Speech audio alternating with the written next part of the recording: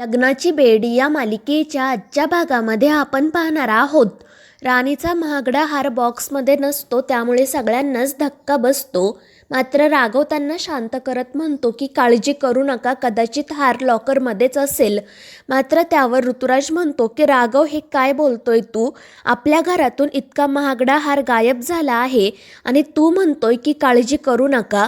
तर ऋतुजासुद्धा म्हणते, हो ना, असा कसा हार गायब झाला? आणि त्यावर रेश्मा पटकन म्हणते, आता आपल्या घरात बाहेरचे लोकसुद्धा आले आहेत ना, त्यामुळे हार गायब झाला असेल. आणि ते ऐकून सगळ्यांनाच धक्का बसतो.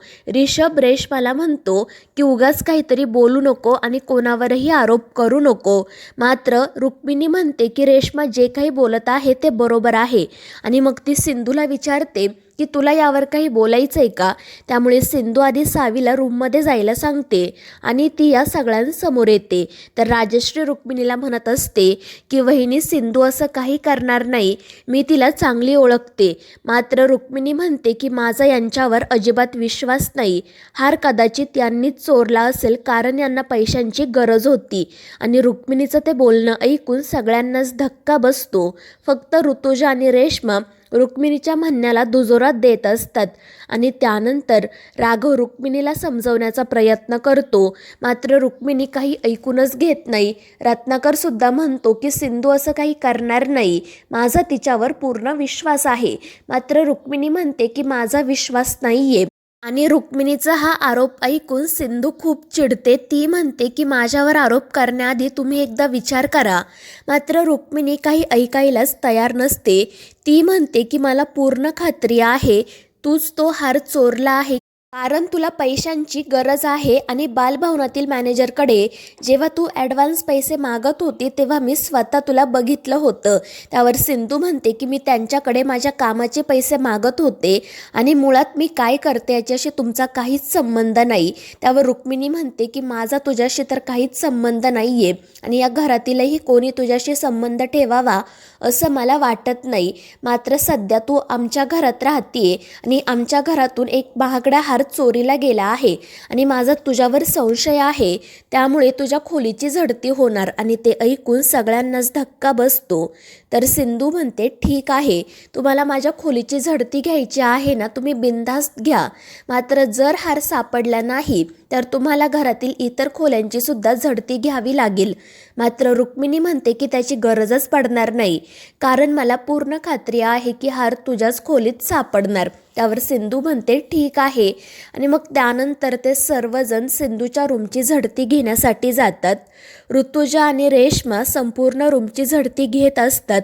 त्या दोघीजणी सिंधूचं सगळं सामान इकडे तिकडे फेकून देतात आणि ते बघून राघव आणि रत्नाकरला वाईट वाटतं.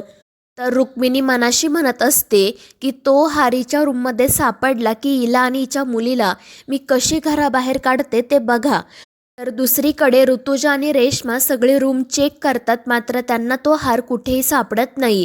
तर हा सगळा प्रकार सावी आणि विनूसुद्धा बघत असतात. तर राघव ऋतुजा रेश्माला म्हणतो की तुम्ही रूम चेक करताय हेच मला मुळात पटलं नाही, पण तरीही तुम्हाला जर रूम चेक करायची असेल तर व्यवस्थितपणे करा, उगाच सामानाची नासधूस करू नका.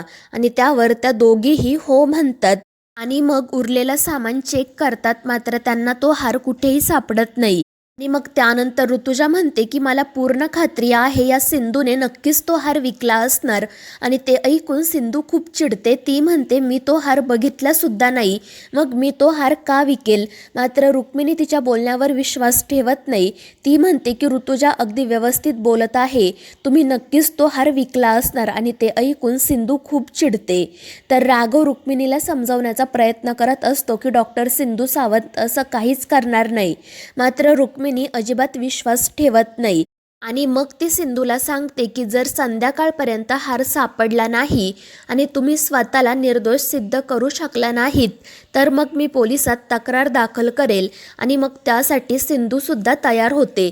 मात्र ती रुक्मिणीला सांगते की आता माझ्या रूमची झडती झाली आहे ना, मग बाकीच्यांच्याही रूमची झडती घ्या. आणि ते ऐकून अन्वी खूप घाबरते कारण तिनेच तो हार चोरलेला असतो. मात्र रुक्मिणी म्हणते की त्याची काही गरज नाही कारण माझ्या माणसांवर पूर्ण विश्वास आहे आणि त्यानंतर ते तेथून निघून जातात. तर अन्वी सिंधूकडे जाते आणि तिची माफी मागत म्हणते की सॉरी सिंधू मामी. त्यावर सिंधू विचारते ते कशासाठी. मात्र अन्वी रडतच म्हणते की ते मी नाही सांगू शकणार आणि ती पटकन तेथून निघून जाते. तर सिंधू विचारात पडते. तर हा सगळा प्रकार सावी आणि विनू बघत असतात आणि ते सिंधूला म्हणतात की डॉक्टर काकू आम्हाला माहीत आहे तुम्ही असं काहीच करणार नाही, पण आता आपण तो हार चोर नक्की कोण आहे ते शोधूया. मात्र सिंधू त्यांना समजावते की तुम्ही यामध्ये पडू नका, तुमच्या अभ्यासाकडे लक्ष द्या. आणि मग ती या दोघांसाठी फराळ आणण्यासाठी किचनमध्ये जाते. मात्र जेव्हा ती तिथे काम करत असते तेव्हा तिला किचन ओट्यावर खूप सारी हळद सांडलेली दिसते आणि त्यामुळे सिंधूला प्रश्न पडतो की इतकी हळद इथे कशी सांडली. आणि त्यानंतर ती हळदीचा डबा बघते तर तो डबा पूर्ण रिकामा असतो आणि त्यानंतर ती कपाटामधून हळदीचा मोठा डबा काढते आणि तेव्हा तिला त्या डब्यामध्ये सोन्याचा तो हार दिसतो आणि तो हार बघून सिंधूला धक्काच बसतो. ती तो हार हातात घेत म्हणत असते की हा हार हळदीच्या डब्यात नक्की कोणी ठेवला असेल. आणि त्याच वेळी सावी विनू त्या ठिकाणी येतात. ते दोघेही सिंधूला विचारतात की हा हार या डब्यात कसा आला. त्यावर सिंधू म्हणते की तेच तर कळत नाहीये ना. आणि त्यावर सावी म्हणते की माझ्याकडे एक आयडिया आहे, हा हार डब्यात कोणी ठेवला ते शोधून काढण्यासाठी. त्यावर सिंधू विचारते कोणती आयडिया.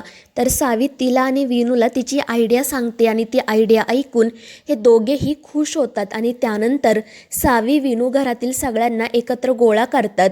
राघव राणी त्यांना काय झालं ते विचारत असतात आणि त्यावर सावी म्हणते की माझी तुमच्या सगळ्यांसोबतची ही पहिली दिवाळी आहे ना, मग मला ती स्पेशल बनवायची आहे.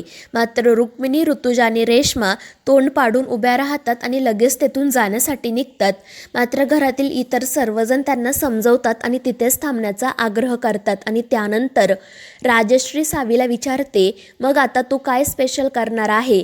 तर सावी सांगते आता आपण सर्वजण मिळून एक गेम खेळूयात.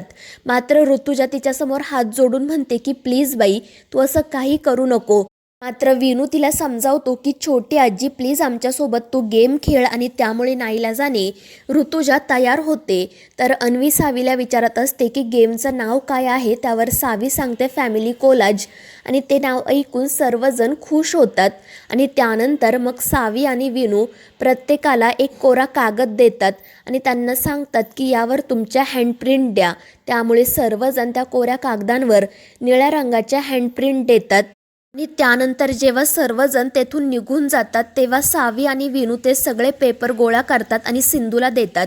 सिंधू एक एक पेपर चेक करत असते आणि ज्यावेळी ती अन्वीचा पेपर बघते त्यावेळी त्यावर निळ्या रंगाऐवजी हिरव्या रंगाची हँडप्रिंट असते. आणि ते बघून या तिघांनाही धक्का बसतो. सिंधू मनाशी म्हणते म्हणजे याचा अर्थ अन्वीने हार चोरला आहे. तर मित्रांनो या मालिकेच्या पुढील भागांमध्ये आपण पाहणार आहोत सिंधू आकाशकंदील लावत असताना तिचा तोल जातो. मात्र तितक्यात राघव तिला सावरतो आणि त्यानंतर रुक्मिणी पोलिसांना घरी बोलावून घेते आणि ते सिंधूला चौकशीसाठी पोलीस स्टेशनला घेऊन जातात. तर मित्रांनो या मालिकेच्या पुढील भागांच्या अपडेट्ससाठी आपल्या चॅनेलला सबस्क्राईब करा.